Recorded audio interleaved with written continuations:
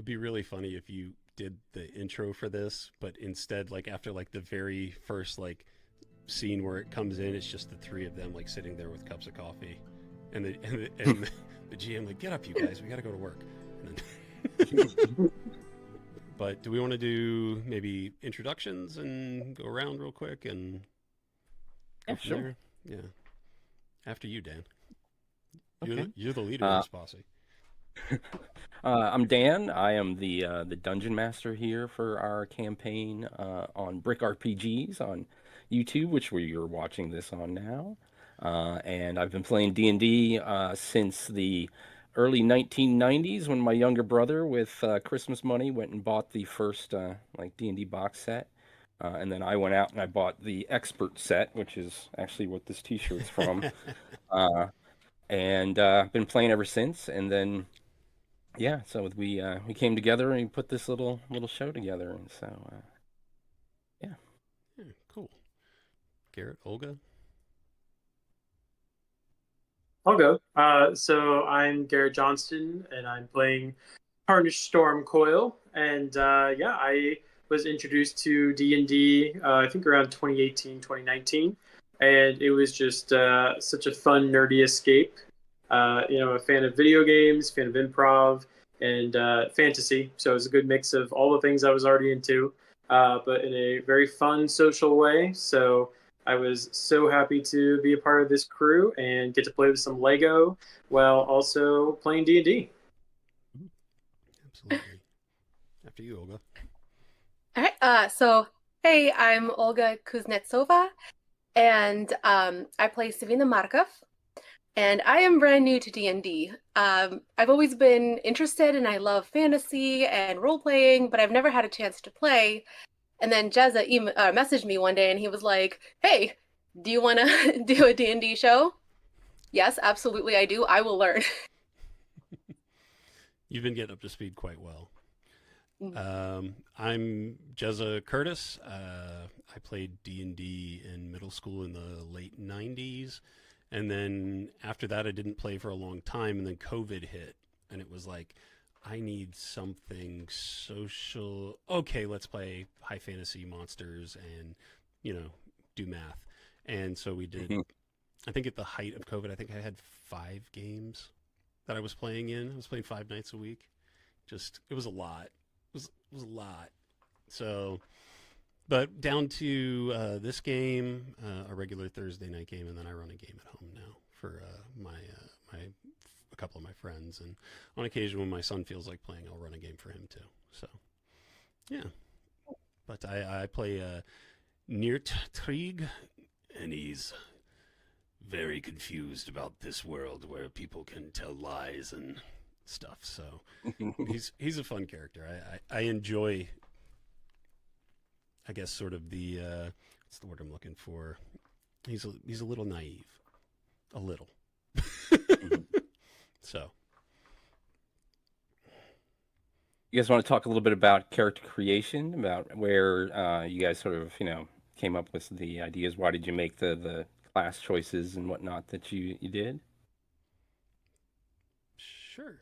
Um, uh, I had spoken with you about playing. I wasn't sure what I wanted to play, and you were like, "Well, I got this idea for an Asimar," and I was like, "All right, cool, we'll do that." And then it was just real easy to fall into paladin and his backstory about being someone who can't remember his past.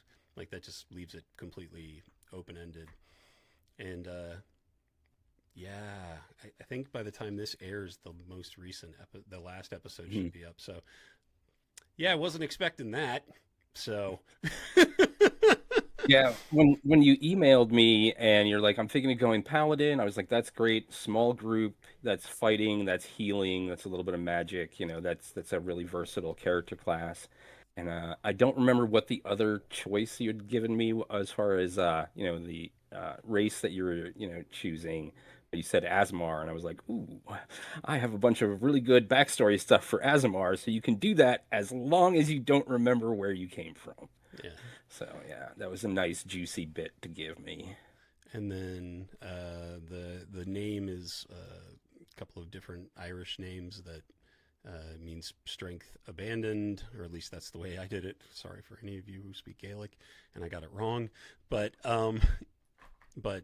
you know, he's a strong guy who was left on the steps of a, you know, a citadel of religious folks. So it just it seemed reasonable, though I have a feeling he might have a real name somewhere. So look forward to finding that out. Maybe we'll see. Yeah, that's something I'd like to know, and we'll figure that out in game. Was that a name that was purely given to you, or was that something that, you know, was there a name tag on you that they pulled that from? You know, I haven't made that choice on my end as to whether that's your real name yet either, so we can explore that together. Hooray! So, Olga, Garrett, what about you guys? I can Garrett. go. Okay. Yeah. So I was looking into, because I'm new to D&D, I was looking into all of the classes, and Druid immediately came to me. I love animals. Like when I go outside on a walk, I'll say hi to random animals. So I was like, yes, this is me as a person. If I was in a magical world, I would totally be like in nature with plants and animals. So that was easy. A lot of the other things about my character, I just wanted to be as creative as possible, because that's one of the other things that I love about the druid class is that there's so much creativity that I could tap into and like do things weirdly and differently. So I built my character a little bit more around that. And in terms of her backstory, not too much has been revealed so far, just like little breadcrumbs, so I'm not going to spoil anything. But I wanted to have like a decent enough backstory and have her come from, like, she is from a big family, but have a reason to go on a journey. So yeah, and then Dan sent me information about the city of Roselle, and I was really excited because so much of that fit into what I had been thinking about for the character, so it just naturally fell together. I love playing Nice. Druid. It's such a fun class. Yeah. It's pretty much my favorite class too. There's so many different, as you said, different ways that you can take it, especially with all the different subclasses and stuff. So Mm-hmm. yeah, Yeah. I'd like to know how much of the sort of little bits that you've thrown out as far as Savina's weird upbringing of being very, you know, like sheltered and whatnot. How much of that had you come up with beforehand? Like the story of like the cow or whatever. Cow Was that incident. something you came up with on the fly, or was that something that you had come up with and then worked in intentionally? So half and half. A lot of it I had kind of like either written down or just daydreamed, because I like daydream in my character sometimes and like play through certain things. So I was like, yeah, she gets into a lot of hot messes. The specificity of a cow was on the spot, but in terms of her like getting into shenanigans with animals is kind of like a constant for her background. That has a real Calvin and Hobbes vibe, like with the cow incident, the spaghetti incident. I very much dig it, because we might never know the truth about the cow incident. Mm-hmm. We may not. Who knows? We'll see. Our resident creator. Oh, is that me? Is that Tarnish?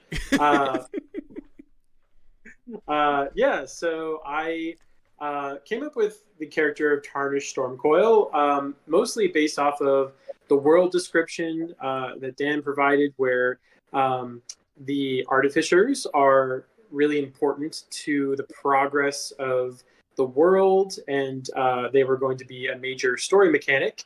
So that really drew me to that class. As far as picking a gnome to play, it really is just kind of the classic type matchup for me. I like playing a little guy with a big personality, and it really fit well with the class of artificer. So I kind of stuck with that, even though it was maybe the most one-to-one pairing. But I kind of went in wanting to create a oddball character who was a bit of an underdog, but still had a driving motivation.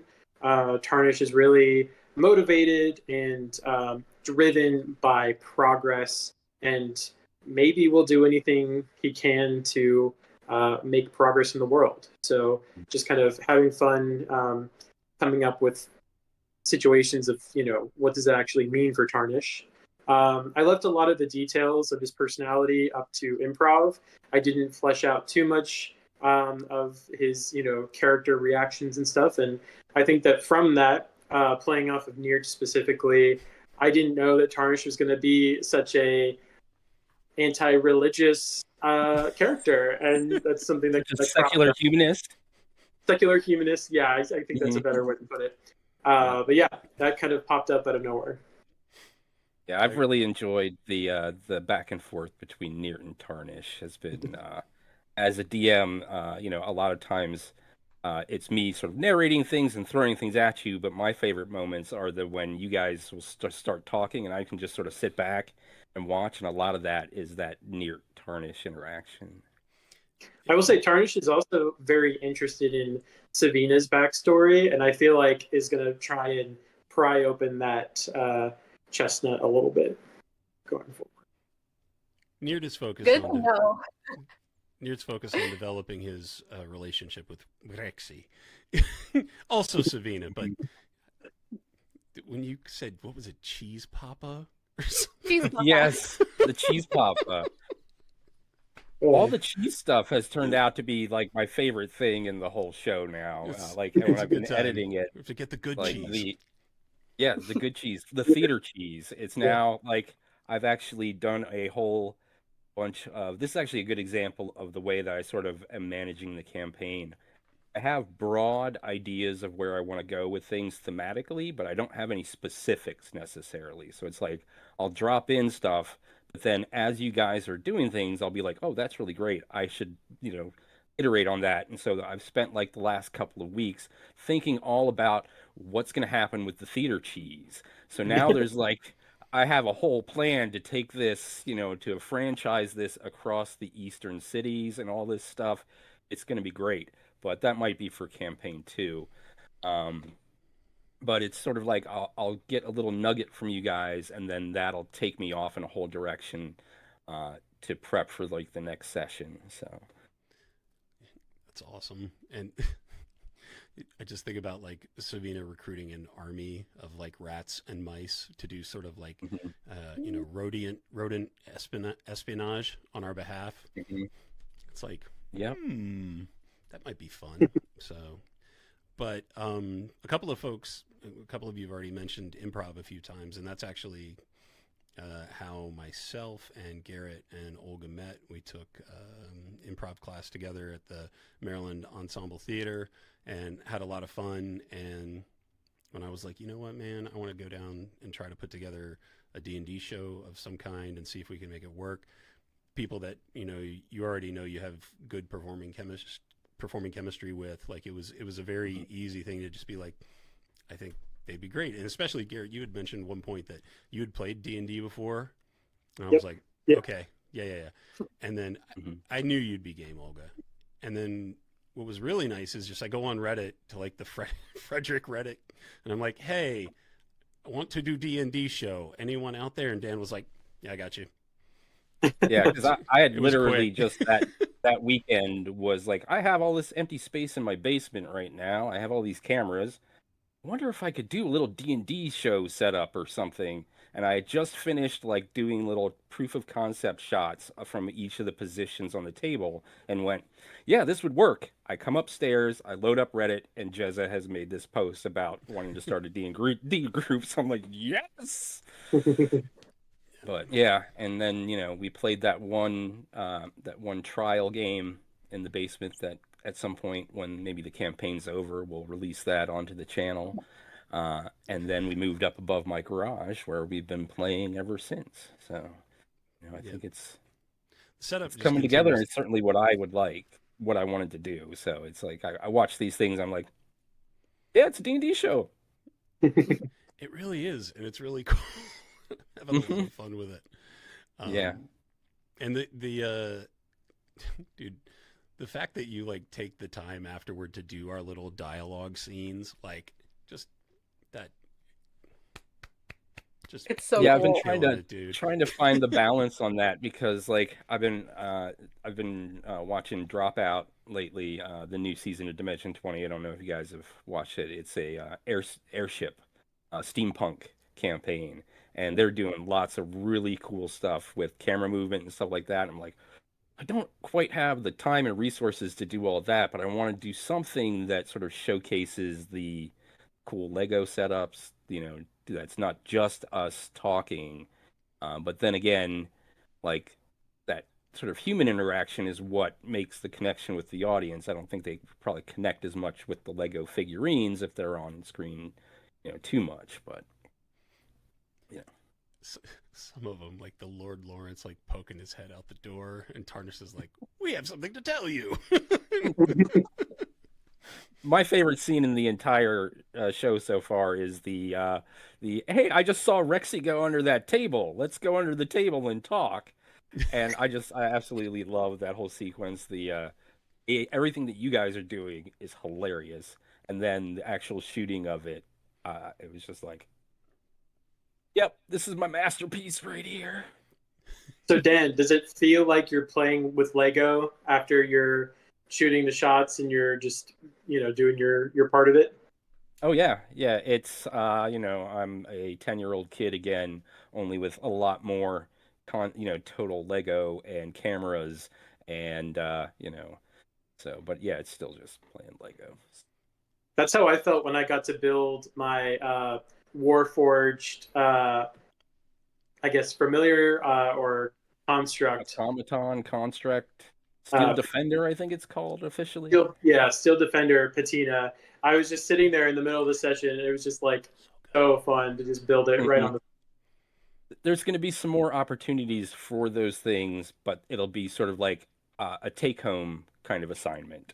So it'll be if you guys, depending on the choices you make, because as I said, I don't really plan beyond the end of the session that we're currently doing, because then I don't want to set into stone sort of, oh, this is the big bad guy, this is the conflict, because we might discover something better along the way, and I want to leave room for that. But there'll be some stuff that, depending on what you guys do, I might say, oh, here's a Lego set for you to take home and build and bring in for the next session because this is something that's important to your character. Our fun hobby has homework. Mm-hmm. But it's not real homework. I'm going to make you build Lego. Oh my gosh. That's awesome, though. Such a slave driver. And I gotta give Olga some props. Like, you've really done a great job of just sort of like falling into it, rolling with things, as the newest player at the table. Like, it doesn't feel like that. It feels exactly like you're, just setting your role. And that probably comes from your acting background where you're just like, I can play my character. And then we just roll math rocks. Well, it's because you guys are so good at engaging me in things. And so I quickly learn off of that and learn how to be a better player. Mm-hmm. So it's a teamwork situation here. I feel like we have a really good sort of vibe at the table in general, as far as the freedom to think and to try anything you want, and to know that you're also in good hands, that we're going to go there with you and support you in, whatever weird, interesting choices we all make. So I think that's another. I think that's another benefit of having a background with, with actors and performers and stuff. I've never played in a group that has been this many sort of, people who have an interest specifically in the role playing. Most of the time, most of the games I've played in are, hey, we're a bunch of friends who also like to play D&D. Let's get together and play a D&D game, and not let's get together, explore some characters, explore themes, set each other up for interesting situations, and play off of each other in this sense. So I'm really, really enjoying sort of the rapport that everyone has. I think one of my favorite yes and moments of the campaign so far is when we were sneaking up on the catapult and trying to dismantle it, and Tarnish was going in completely stealthily, thinking, all right, let's formulate a plan to do this with the least amount of violence possible. And then Neart just goes, right, a distraction, and then just runs straight at them. And I just love that was the direction that Jay chose. And, yes-anding the situation into what was a pretty memorable battle was really fun. Yeah, that was a good time. Yeah. I do find myself chuckling quite a bit or laughing like when watching the stream back later, and I'm just like, oh my god, that's so funny. It just cracks me up. And like you pick some really good moments for some of the shorts that have gone into it. So yeah, I'm gonna pull some more out there. I just haven't had a lot of time out of game. I've had two big proposals that I just did this last week. One for Lego. So there's a good chance that in the next day or two, the Lego sort of social media marketing team will have watched our show. Get out of here. Yeah, I use our show as some of the reference material on the pitch.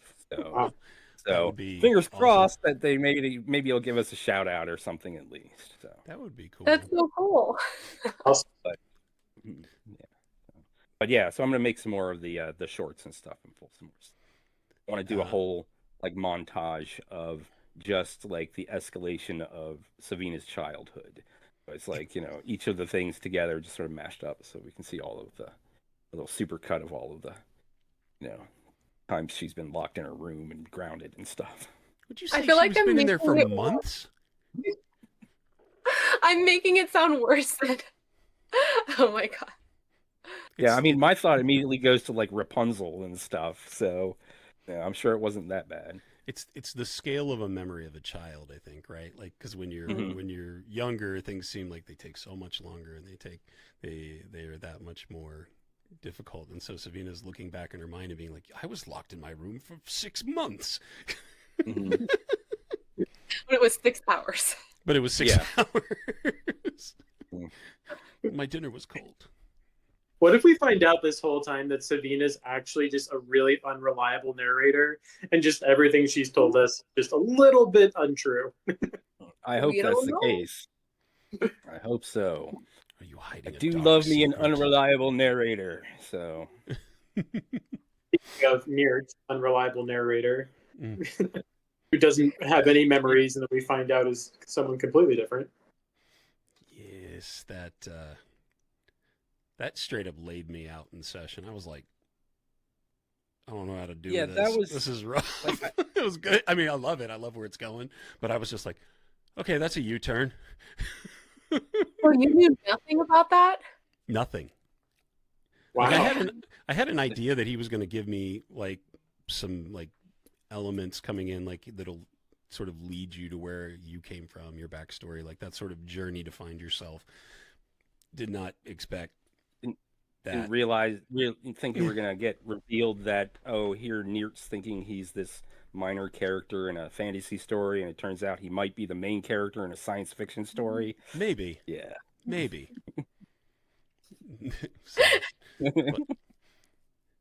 But I feel like we're gonna have to introduce Transformers into our playstyle eventually if this keeps up.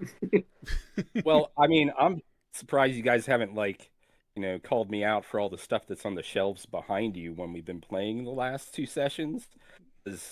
You should definitely take a look at what's up there. That's all going to be incorporated into the overall story. So there will be all that stuff's going to be in there. So take some cues from that.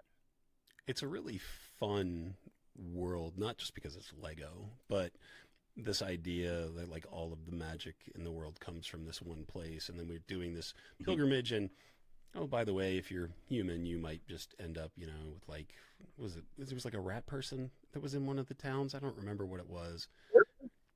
Squirrel man. That's what it was. It was a squirrel. That's what it was. Yeah. That also, just to remind you, just because I know that there's been a lot of lore dumped out, somebody else in the town told you that the squirrel guy was just in a costume. So you don't know, is the squirrel guy actually a mutated gnome, or is he a guy in a costume? That might be a mystery that you have to figure out. We got to track that down. Mm-hmm. Yeah. Shout out to that's definitely something that will be addressed in the future. This last episode that we did was sort of the big reveal on something behind the scenes that I've been doing, which is the main thing that I'm exploring with this world, um, is this notion that most of my favorite uh, fantasy worlds are all essentially built on top of some sort of post-apocalyptic world. So if you think about the Wheel of Time, there's a whole Age of Legends before sort of the modern era that the books are about starts. Lord of the Rings, even you have 3,000 years before before the events of the story, Sauron tries to take over the world, and it's essentially that coming back. And so I was thinking, like, okay, what kind of apocalyptic event could then 5,000 years later lead to a fantasy world? And it was like, well, what if the thing that created the magic is also the thing that sort of changed the world and destroyed the world? And so, you know, in some of the stuff that Amy was talking about with Neart, in telling a little bit of that backstory, uh, sort of ties us back to this notion that a lot of fantasy worlds are built on top of this sort of post-apocalyptic sci-fi world. So, Yeah, Olga, I think we got you into the game because it was going to be all high fantasy, and it's definitely taken a U-turn. So, you know, but it'll be well, interesting. It'll be interesting to watch the druid character interact with some of that stuff. I mean, there might be some cool, I don't know, thing where you can use like, plant growth or some other thing and incorporate it with like a mech, and then Tarnish figured out how to animate it. So now we have a Oh, giant robot to fight kaiju with or something like that. Can it oh, be a I'm gi- excited can, to see what can it happens. be a giant Rexy, please? Yes. Absolutely, yes. let's get a mech for Rexy. That's Maybe Done. It's happening. he will be we could the leader. We could Voltron into a Rexy mech. That could be our final form. Love it, love it, love it. Well, I want to be clear that this is still a high fantasy world. We're just having a crossover with a science fiction story that's been going on simultaneously with the fantasy story for the last 5,000 years in Neart's backstory. So, not to spoil it anything, but Tarnish and Savina both have very, very high fantasy sort of futures for themselves. So, Do you guys have an idea for where your character, like where their character growth is going to go, like going forward? Mine's being kind of turned on its head because Tarnish was all about finding the source in the Twisted Lands that was going to create these progress machines like the train and the printing press. But then this space lady falls from the sky with technology that is much more advanced than anything that we've seen. And he's really going to have to comprehend, you know, how do you reckon with something like that? So things are going to change for Tarnish, I think. What about you, Olga? No. So I did a lot of like the background that I wanted to like ground my character a lot in like specific choices and things from her background. But for future forward things, I wanted it to be a journey that I came along so I can just on the spot learn things about my character and develop her as the story progresses, as opposed to like any specific ideal of where I want to take her. Very cool. what about you, Neart? I have some ideas for where Near might go, and I've sent Dan a few messages about possibilities because now we've got somebody who was definitely like straight and narrow set on one path, and then it turns out that like, oh no, the road you were on was nowhere where you started, and he'll have to decide. I think he'll have to decide like what or who he wants to be toward the end of it, because he's now it's played him as a religious zealot so far, and how how far will someone like that go, either in one direction or the other, and that's TBD. So we'll see what happens with old Neart, because right now I think his brain is broken. So Well, I think in the last episode he passed out 3 times within like 10 minutes because of all yeah, the shit that was going on. yeah, Oh. yeah. But it's he's a fun character to play. Actually, I don't know that I think the very first 5e character I played was a paladin, and I only played him for like 4 or 5 sessions. It was the end of a campaign that I joined, and then I got interested in playing druids, which is much more fun. No offense, paladins, I still love you, um, but he's I don't know. He's an interesting one to play, and everybody likes to use smite. Like, why not? Mm-hmm. So, Yes. pow.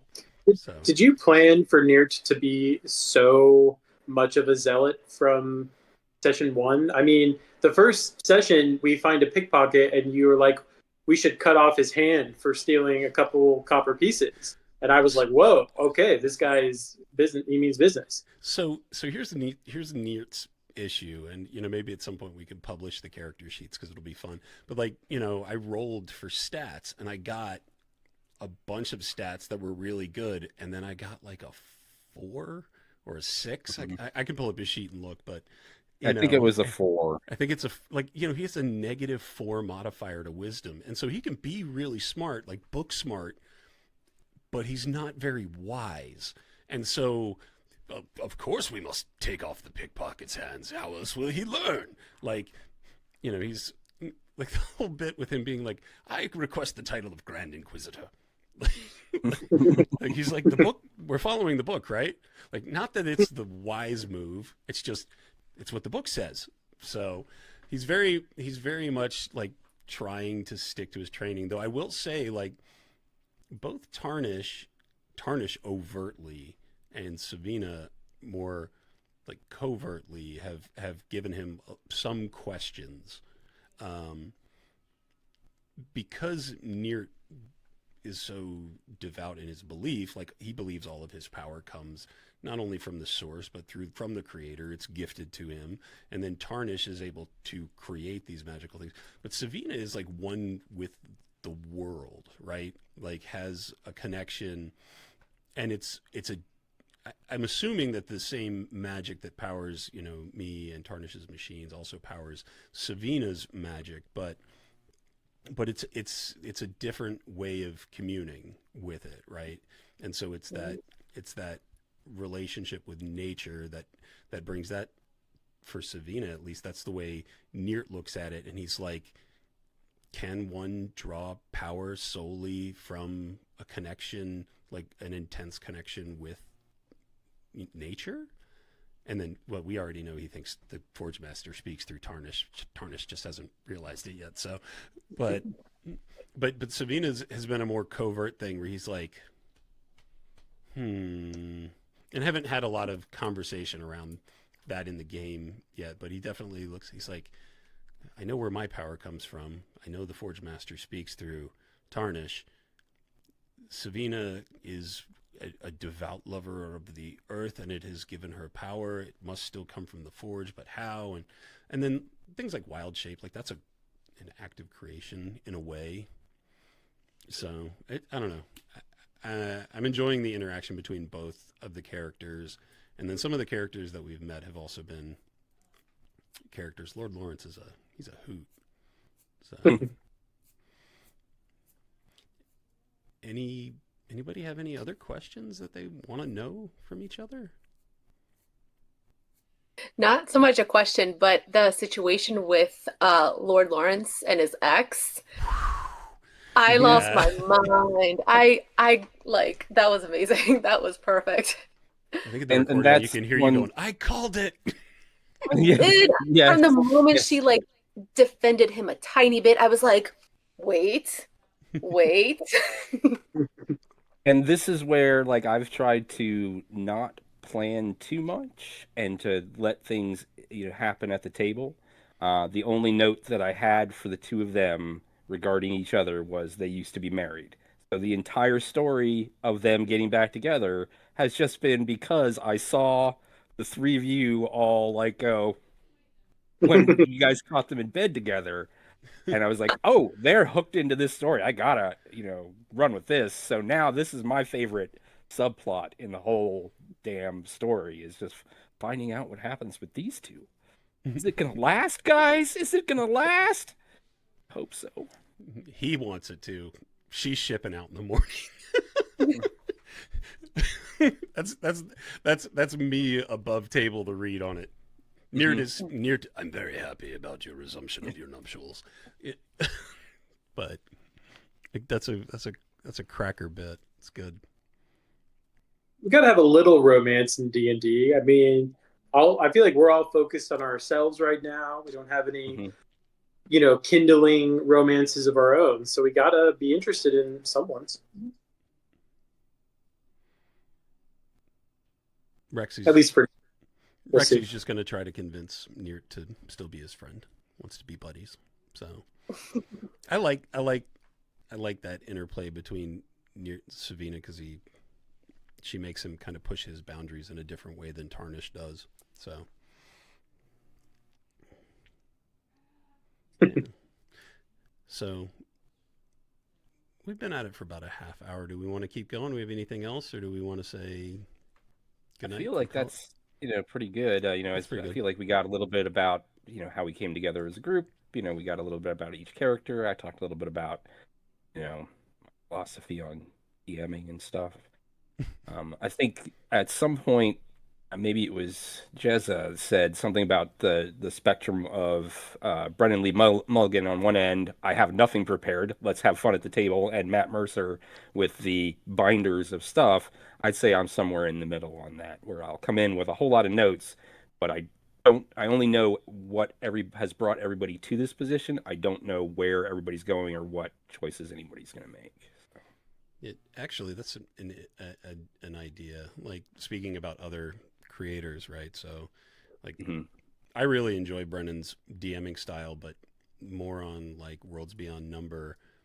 I haven't gotten as into I love Dropout and all the stuff they put on there, but I just haven't gotten as into Dimension 20. But are there other shows or D&D related things that the rest of you guys get into? Well, you recommended NADPOD, and that I became obsessed immediately. Especially the first campaign, I could not stop listening. I had I got new headphones, the Beats, and I would listen all day to the point that my ears started hurting from them just being on my head for 12 hours in a row. But it was so interesting, and I just loved every part of it. But yeah, it was good. Yeah, I started listening to that one because of the same recommendation. So yeah, I like that one a lot. But for me, it was Critical Role was the one that made me go. I've been saying this should be a thing on the internet for years and nobody does it, and then they proved sort of the concept. I'm just mad at myself for taking 10 years or so to actually do it myself. Yeah, that's the big one that I listen to. But the one that I've really been into lately is High Rollers, which is a group out of the UK. And their DM is Mark Sherlock Humes. He's actually guested as a player on Critical Role a couple times. But the thing I love about them is since they're all from the UK, anytime Mark is doing generic NPCs, he does American accents instead of the default bad English accents that we do. But he has such a range. He can do New York, he can do Midwest, he can do multiple Southern accents, and so it's great when they roll up to the barbarians and they all talk like they're from Texas. Hey y'all. Yep. What about you, Garrett? For me, Critical Role is so great because you have 6,000 hours of content for when you're doing dishes, when you're commuting, when you're doing whatever. It feels like that cast becomes a group of friends that you're just hanging out with.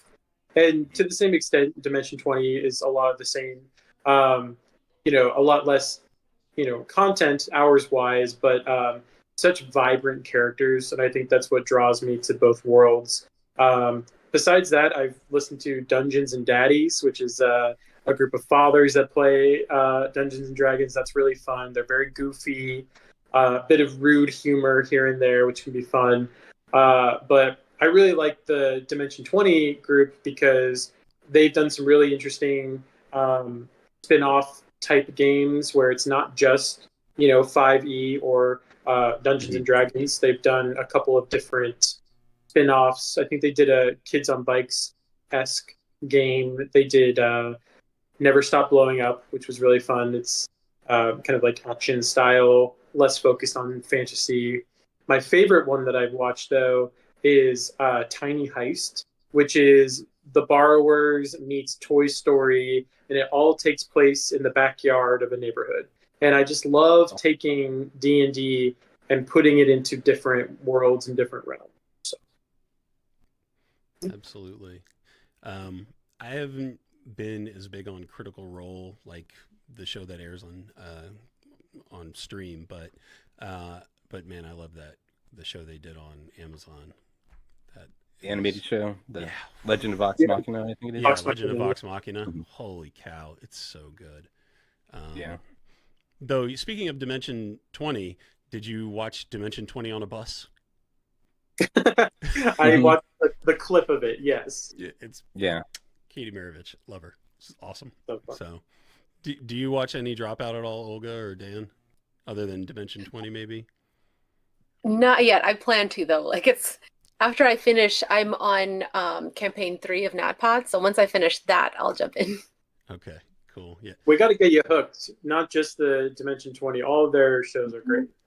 Yeah, I've been watching, like right before this, I watched the season finale for Game Changer, I haven't seen which it yet. is No spoilers. I won't tell you. No I won't spoilers. tell you about what happened on this, but for anybody that doesn't know, it's a show where they do different rip-offs of game shows every week and don't tell the players what the show is.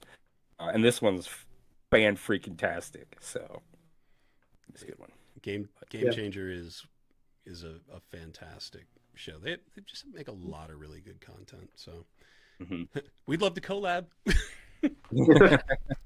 All right. Well, thanks everybody for a great conversation. It's nice to sit back and have a little chat. And for those of you that the next time we play is what, a week and a half away. Yeah, I'm super 23rd, stoked. I I think can't it was. wait. I can't wait to play again. Yeah, I have a lot prepped, so Maybe we can get a couple extra hours in. yeah, I mean, we can knock out more than 3 chapters a session. I have a ton of stuff prepped because I don't necessarily know where you guys are gonna go. But after another 2 chapters, I would say like 95% of the pieces will be on the board, so to speak. So as far as as far as knowing all the potential players, potential story options and stuff that you have, 95% of it will be at your disposal within like 2 or 3 chapters. Awesome. Wait. So excited. It's a lot of fun. Well, thank you, Dan, Garrett, Olga, and have a nice evening, and we'll get this edited together. Yep. Take care, you guys. See you all in a little bit.